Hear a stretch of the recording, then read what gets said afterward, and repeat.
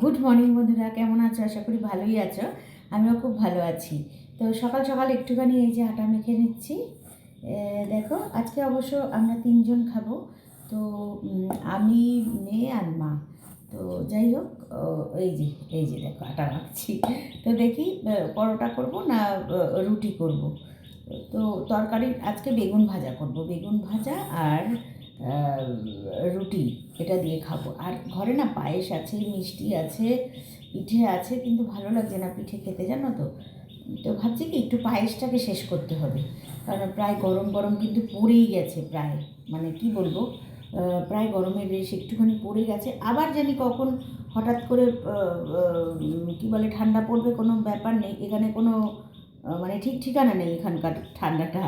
তো আসছে তো সরস্বতী পুজো, তা কালকে একটু বাজারে গেছিলাম। তো বাজার থেকে কিন্তু সরস্বতী পুজোতে পুজোর কিন্তু নিয়ে এসেছি, তোমার ওই যে কুল, তারপরে কয়েকটা জিনিস নিয়েছি, শাকালু, কয়েকটা জিনিস আমি কিনে নিয়ে এসেছি।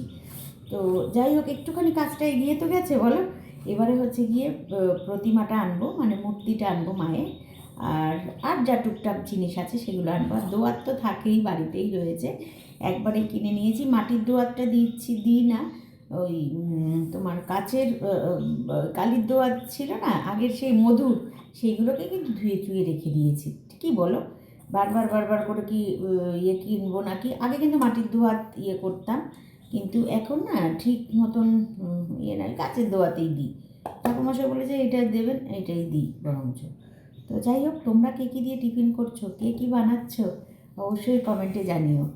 আর আর আমার ভিডিওগুলো দেখতে তোমাদের কাছে কেমন লাগছে অবশ্যই কমেন্টে জানাও।